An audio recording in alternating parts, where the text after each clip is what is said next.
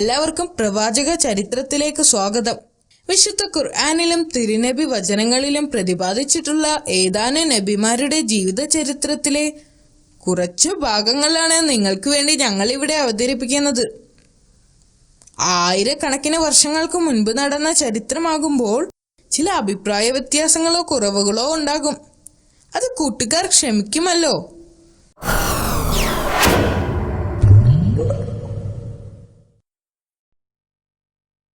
യൂസഫ് നബിയുടെ ജീവിതത്തിൽ പലതരത്തിലുള്ള ബുദ്ധിമുട്ടുകൾ നേരിടേണ്ടി വന്നിട്ടുണ്ട്. പ്രവാചകന്റെ ജീവിതം ഏറ്റവും നല്ല ക്ഷമാശീലനുള്ള ഒരു ഉത്തമ ഉദാഹരണമാണ്. അദ്ദേഹം അള്ളാഹുവിൽ ഉറച്ചു വിശ്വസിച്ചിരുന്നു. എന്നിട്ടും അദ്ദേഹത്തിന് ജയിലിൽ പോകേണ്ടി വന്നു.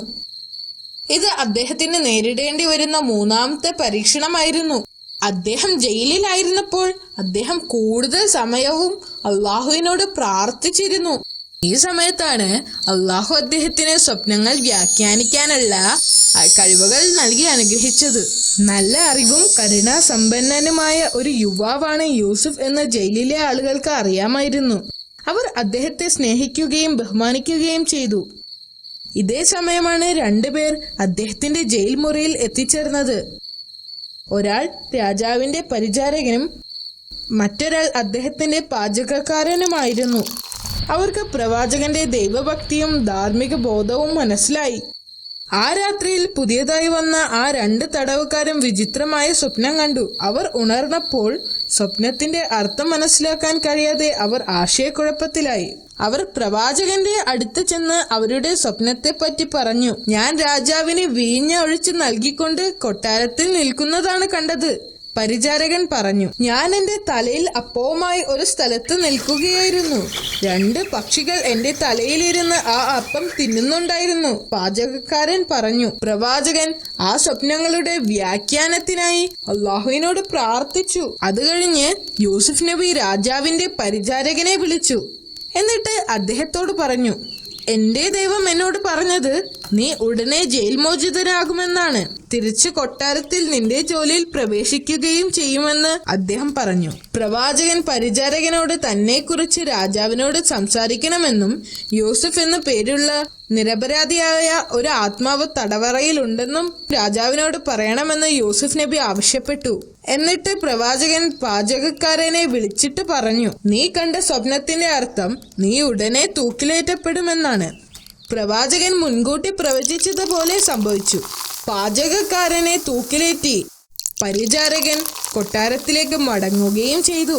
എന്നാൽ അയാൾ ജോലിയിൽ തിരിച്ചെത്തിയ ഉടൻ ശൈത്താൻ അയാൾക്ക് പ്രവാചകനെ കുറിച്ച് മറവി നൽകി. അതിനാൽ യൂസുഫ് നബിക്ക് കുറച്ചു കാലം കൂടി ജയിലിൽ കഴിയേണ്ടി വന്നു. ഒരു രാത്രി ഈജിപ്തിലെ രാജാവ് തന്റെ കൊട്ടാരത്തിൽ ഉറങ്ങുകയായിരുന്നു. ഉറക്കത്തിൽ രാജാവ് വിചിത്രമായ ഒരു സ്വപ്നം കണ്ടു. സ്വപ്നത്തിൽ രാജാവ് നൈൽ നദിയുടെ തീരത്ത് നിൽക്കുകയായിരുന്നു. വെള്ളത്തിൽ നിന്നും 7 തടിച്ചു കൊഴുത്ത പശുക്കൾ ഉയർന്നു വരികയും അവയെ പിന്തുടർന്ന് മെലിഞ്ഞുണങ്ങിയ 7 പശുക്കൾ ഉയർന്നു വരികയും ചെയ്തു. തടിച്ചു കൊഴുത്ത പശുക്കളെ മെലിഞ്ഞുണങ്ങിയ പശുക്കൾ വിഴുങ്ങി.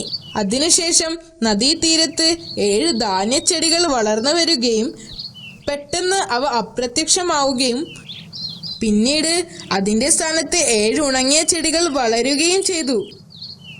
സ്വപ്നത്തിന്റെ അർത്ഥം മനസ്സിലാക്കാൻ കഴിയാത്തതിനാൽ രാജാവ് ഭയപ്പെട്ടു. അടുത്ത ദിവസം രാജാവ് തന്റെ മന്ത്രിമാരെയും പുരോഹിതന്മാരെയും ഉപദേശകരെയും വിളിച്ചുകൂട്ടി തന്റെ സ്വപ്നത്തെ പറ്റി അവരോടും പറഞ്ഞു. ഇതൊരു സാധാരണ സ്വപ്നം മാത്രമാണ്. ഇതിൽ ഭയപ്പെടേണ്ട കാര്യമൊന്നുമില്ല. കുറച്ചുപേർ അങ്ങനെ പറഞ്ഞു. ഇതൊരു ദുസ്വപ്നം മാത്രമാണ്. അതിനെക്കുറിച്ച് വിഷമിക്കേണ്ട കാര്യമൊന്നുമില്ല. മറ്റു ചിലർ ഇങ്ങനെയും പറഞ്ഞു. ഈ വാർത്ത പരിചാരകന്റെ ചെവിയിലുമെത്തി. പെട്ടെന്ന് അദ്ദേഹത്തിന് യൂസുഫ് നബിയെ കുറിച്ച് ഓർമ്മ വന്നു. അദ്ദേഹം രാജാവിന്റെ അടുത്തേക്ക് ഓടിച്ചെന്ന് പ്രവാചകനെ കുറിച്ച് പറഞ്ഞു. ഉടനെ രാജാവ് പരിചാരകനെ പ്രവാചകനെ കാണാൻ പറഞ്ഞയച്ചു. രാജാവിന്റെ സ്വപ്നത്തെക്കുറിച്ച് പ്രവാചകനോട് പറഞ്ഞു. പ്രവാചകൻ അള്ളാഹുവിനോട് പ്രാർത്ഥിക്കുകയും പിന്നീട് സ്വപ്നത്തിന്റെ അർത്ഥം വിശദീകരിക്കുകയും ചെയ്തു. രാജ്യത്ത് 7 വർഷം സമ്പന്നമായ വിളവെടുപ്പുണ്ടാകും. ആളുകൾക്ക് കഴിക്കാൻ ധാരാളം ഭക്ഷണം ഉണ്ടാകും. ഇതിനെ തുടർന്ന് രാജ്യത്ത് 7 വർഷത്തേക്ക് വരൾച്ചയുണ്ടാകും.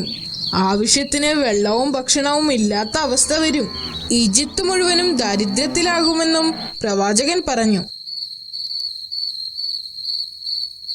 യൂസുഫ് നബിയെ ജയിൽ മോചിതനാക്കാനും രാജാവിന്റെ മുൻപിൽ ഹാജരാക്കാനും രാജാവ് ആവശ്യപ്പെട്ടു. പ്രവാചകൻ കൊട്ടാരത്തിൽ എത്തിയപ്പോൾ സുന്ദരനായ ആ ചെറുപ്പക്കാരനെ കണ്ട് രാജാവ് അമ്പരന്നു. കുറച്ചു സമയത്തേക്ക് പ്രവാചകന്റെ അറിവുകളെ പരീക്ഷിച്ചുകൊണ്ട് രാജാവ് അദ്ദേഹത്തോട് സംസാരിച്ചു. പ്രവാചകന്റെ മറുപടികൾ രാജാവിനെ അത്ഭുതപ്പെടുത്തുകയും യൂസുഫ് വളരെ ബുദ്ധിമാനാണെന്ന് രാജാവിനെ ബോധ്യപ്പെടുത്തുകയും ചെയ്തു. പിന്നീട് രാജാവ് വരാനിരിക്കുന്ന ക്ഷാമത്തിന് എന്താണ് പരിഹാരമെന്ന് പ്രവാചകനോട് ചോദിച്ചു. ശരിയായ രീതിയിൽ ആസൂത്രണം ചെയ്താൽ ക്ഷാമത്തെ നേരിടാം. സമൃദ്ധിയുടെ നാളുകളിൽ വിളകളെല്ലാം സൂക്ഷിച്ചു വെക്കണം. അത് ക്ഷാമകാലത്തേക്ക് ഉപയോഗിക്കാൻ കഴിയും. പ്രവാചകൻ രാജാവിനെ ഉപദേശിച്ചു.